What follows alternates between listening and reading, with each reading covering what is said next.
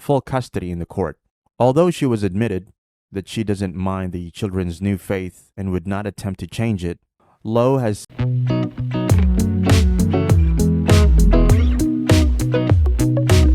Hello guys, welcome to my channel Michael TV. If today is the first time of coming across my channel, hello, welcome to my channel. If you have been following me, thank you for staying with me. So today we are going to be listening to a significant topic. I call it significant because conversion from Christian to Muslim or from Muslim to Christian is actually something that I see as utmost important. Because if the religion you are worshiping in, if you see that there are so many controversies, and these controversies are not just notions, they are not like you have made your research and you have seen that they are not just what it was meant or is supposed to be. So you have the right to convert from the religion you are into another religion. That's why I see it as significant. So today we are going to be listening to a mother fighting for her children's conversion to Islam. The topic kind of seems weird to me. I don't know if she's actually fighting for them to be converted or she's fighting against them being converted. Like, the phrase is kind of confusing to me. Guys, let's watch. one of Malaysia's most controversial and publicized religious cases in recent history has seen a mother's effort to completely emancipate her children from the grip of their father has been the subject of widespread publicity and scrutiny, with several layers attached to the case. Lo Siu Hong is fighting the Malaysian government for full custody of her children and the annulment of their conversion to Islam after successfully separating them from their father. Lo Siu Hong, born of Chinese and Indian descent in Penang, Malaysia, in the late 80s, but had to move to Kedah at just 5 after losing both parents to cancer. She had to live with her mother's relatives in an Indian community where Hindu was the predominant religion. She studied to become a chef and married her husband, Nagaswaran, shortly after. She took in and gave birth to twin girls who she had to take care for alone, as her husband would not allow her to seek for help nor help himself. For several years, her husband was very abusive to her, that she landed in the hospital multiple times with broken skin, bones, etc. She ran from home several times, but her lack of options meant she always came back after each attempt. The final straw was a hammer injury to the head in 2019, which resulted in 27 stitches. A friend to her sister found her in the hospital where she was receiving treatment and recommended her to an NGO in Penang. Lo filed for divorce and custody of her children from her husband Nagaswaran in 2019. She was granted interim custody, but her efforts to enforce the ruling were futile, as her husband would not budge. Lo claimed Nagaswaran hid their 3 kids from her and arranged for them to be converted to Islam to put them out of her reach. Her nightmare took a different turn about 4 years ago when she finally decided to separate from her. For 3 years after separating from her husband, she had no idea about the whereabouts of her children until her frantic efforts both on social media and offline became fruitful in 2021, but not all the way. To her dismay, her children had been converted to Islam without her consent. Notwithstanding, she made efforts to reunite with her children, first by suing for partial custody and later full custody in the court. Although she was admitted that she doesn't mind the children's new faith and would not attempt to change it, Lo has since then been challenging same in court. There are indications that the children still love their father despite his misgivings, and they often ask to see him. Lowe admitted that he always showed them love at every opportunity while they were together, but would not extend the same to her. She described her husband as jealous and possessive, who would monitor all of her movements and challenge her every step. The legal battle has been dragging on for years now, and it's safe to assume that maybe the husband's plan all along. Lowe is sought to retain full custody and annul the children's conversion in the courts. However, there are serious hurdles in her path. Perlis Mufti Asri Zainul Abidin admitted that Lowe's efforts to challenge the children's conversion is a serious concern. He stressed that although the children may want their mother, that doesn't mean they want to revert to Hinduism. He further claimed that the children are already fully immersed in Islam and they observe their prayers willingly, after confirming that they were converted in the absence of Lowe. The welfare of the children is paramount to him and other Muslims, and allowing them to practice a religion they have come to fully embrace is paramount to that.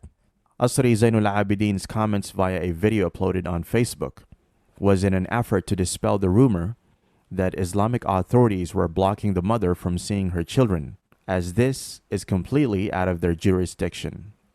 There were claims that the children did not want to go with their mother, and this was further substantiated when they refused to go with her when they were brought to the police station, resulting them being placed in the custody of Government Welfare Department, JKM.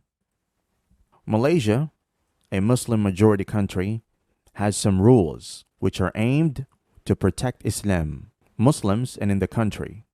While the husband, Nagaswaran, recently converted to Islam along with the children, Lowe, on the other hand, remains a Hindu. The law forbids non-Muslim parents to raise Muslim children. Lowe is fighting this with the hope that she will be allowed to raise her children in her own religion.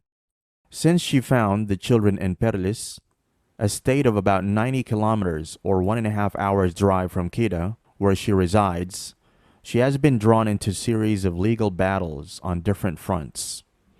First, to claim custody, which she currently has. However, her battle to challenge the children's conversion has not been favorable to her. A judge dismissed the case earlier in May this year on the ground that the conversion does not appear to be coerced and that the children currently practice willingly, that one of them even have an ambition to become a Sharia lawyer. A Sharia lawyer prosecutes or defends cases in Sharia Islamic courts.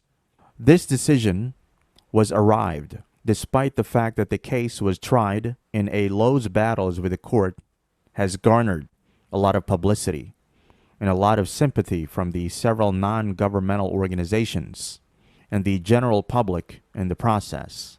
In March 2022, an organization based in Chao Kit, a suburb in the nation's capital, Kuala Lumpur, Yayasan Chao Kit organized a crowdfunding effort for her to help set up her life and independently raise her children now that she has custody.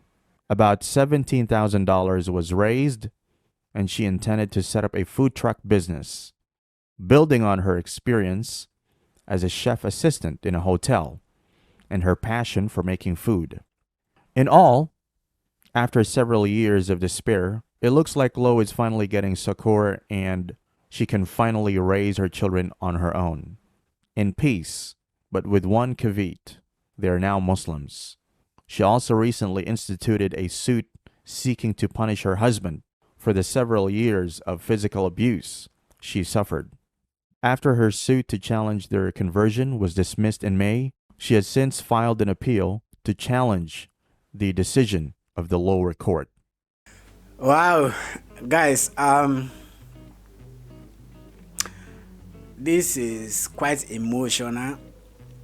In the sense that, when you think about the love that exists between the mother and the children, it makes this type of episode very emotional.